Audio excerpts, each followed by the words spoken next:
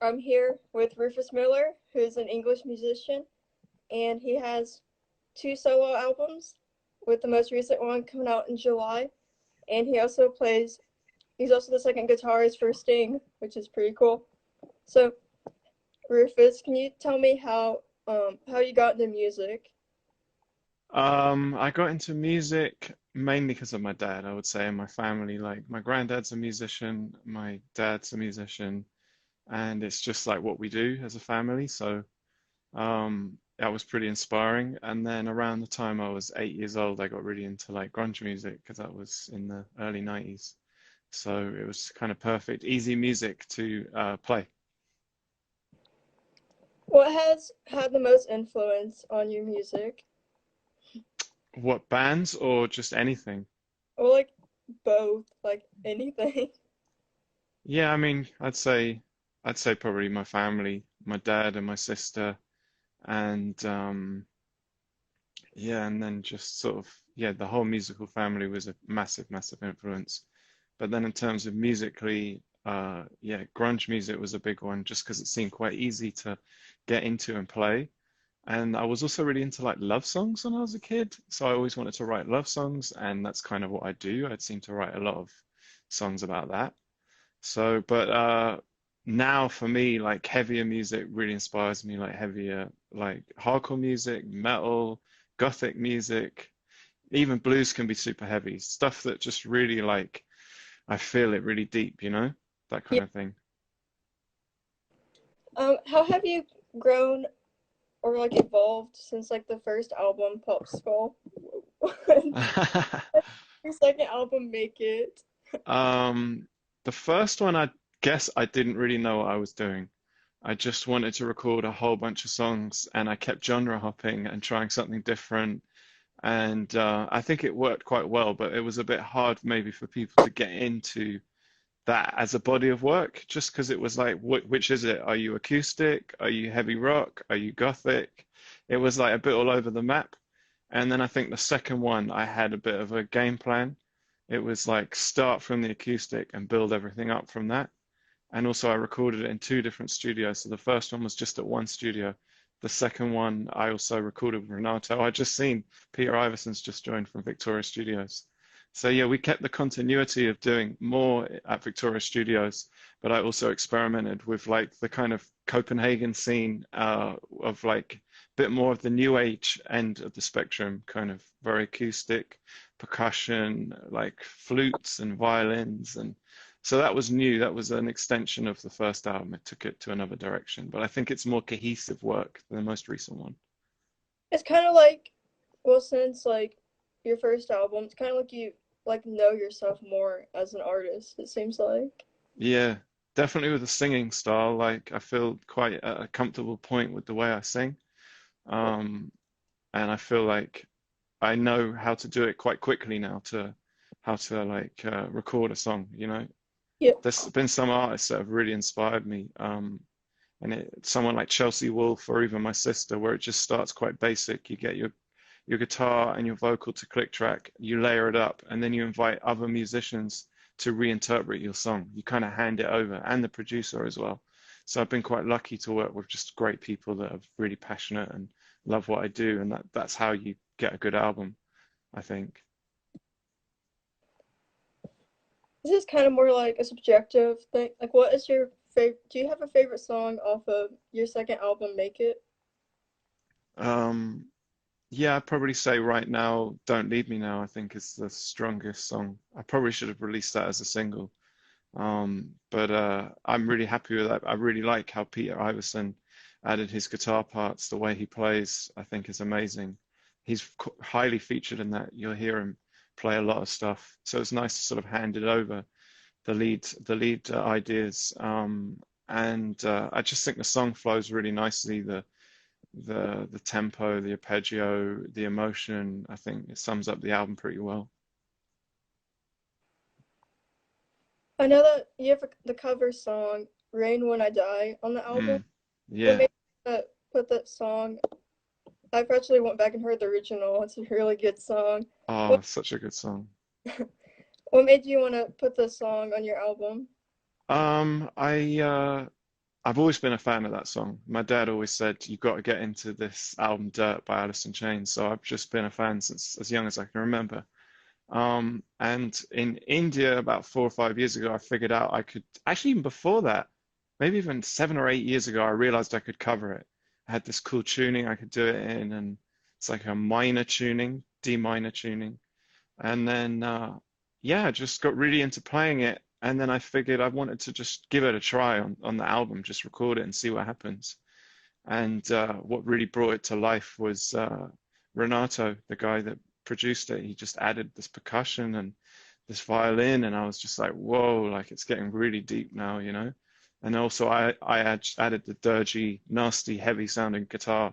And I thought it was a cool like interpretation. It was almost like an acoustic version with this heavier elements of a classic song. I've noticed like on your first album and then your second album, you have like both elements of like harder rock and then like more acoustic stuff. So it's really interesting how you can play like both styles and yet it's still like cohesive like on the albums. Mm, thank you. That's really sweet of you to say. Are you like what's next for you as an artist? Are you currently like working on more music? I am actually. I'm working on a bit of a secret. Well, it's not secret, but people who know me know about it. But it's music for something. So yeah, I'll leave that open now because it's all still in the works. But I'm writing from the perspective of someone else, and it's they're going to be the heavier side of my music. And like yeah, it's just sort of going back to my roots of heavier music. A lot like you're influenced just by the people who are like around you and that really Mm, shapes like your sound and your music. yeah, 100%. Because I don't really like record my music on a laptop like I'd say most musicians do. I'm all about the performance. I want to perform to people. I'm a performer before I'm anything else. And so depending on who I'm performing to, I'll play completely different. And if I'm performing to musicians, then the way we bounce ideas off, the song's going to go in a completely different direction. And I love that process. I just to perform to someone and then basically let them perform to me and then the symbiosis. Especially now, seeing as we can't do concerts, it's very important for us musicians to really listen to each other and use this idea that the whole point is to make the other musicians sound great. If you do that, then you have a chance of sounding great yourself.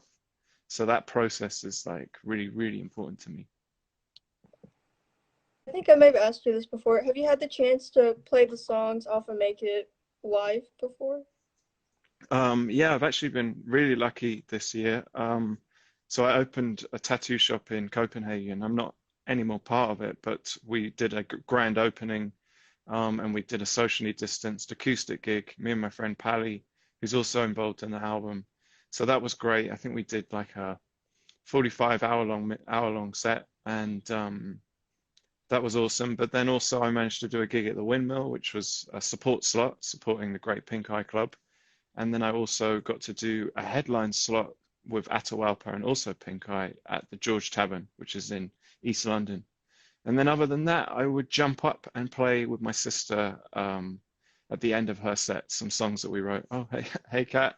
So yeah, I've been quite lucky, but they've all been like very socially distanced, very like to the rules, and venues that really at that time needed, to stay alive basically. So I was quite lucky to try out those songs live and see how they went down, and I was pretty pleased with it. And also I did a few live stream gigs. Like there's something called Easy Come Acoustic Club, which is a group of great songwriters in South London and all over the world really. And the great Andy Hankdog has managed to keep that alive. And every Wednesday you'll see a live stream on Facebook, and you'll often see me and my sister jump in and play songs from her EP on my album. Do the songs like how did they evolve when you play them live compared to the studio recordings? I guess I go back to the roots and the basics of the songs.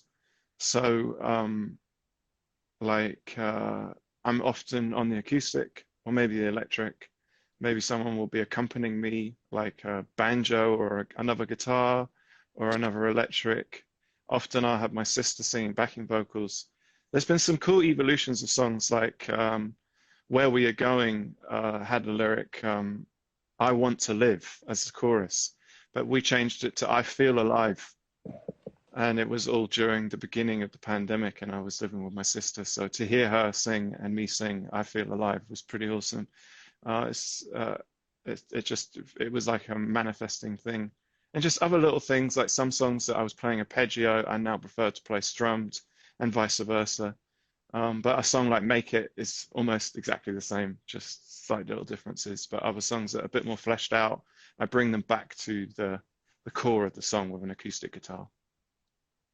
So, like, for your lyrics, the subject is typically like, well, it seems very like real and like authentic. Like, do you like write about like stuff that you're going through, like in your songs?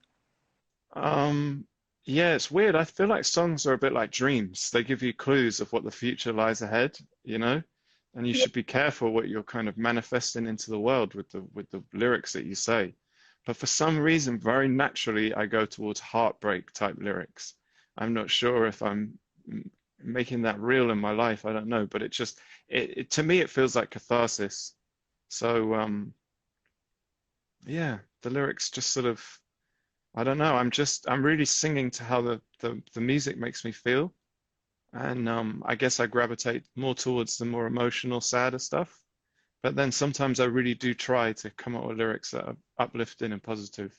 But it's natural for me to use music as catharsis, like a therapy essentially. Can you So guys, that, yeah, that's where it comes from. It's me trying to deal with some sad, heavy stuff. it's interesting though, because there's like the balance between like what I said earlier, the acoustic and the heavier stuff, and there's like the uplifting lyrics and then like the not so uplifting, but it's Mm, all, like it's all music. yeah, I like sad songs. I like that genre. Me and Misty, my sister, have like a joke that we say on stage, I'm sorry for these sad songs. But some of our friends say, oh, you should never apologize. That's what we came here to see. So it seems like people are digging like, you know, us indulging, or definitely I enjoy indulging on those emotions. I just can't get enough. But I have tried, I definitely think that the more recent album, I was making more efforts to sing stuff that was a bit more open to interpretation, like Long Live the King. Everyone's like, hey, what's that song about?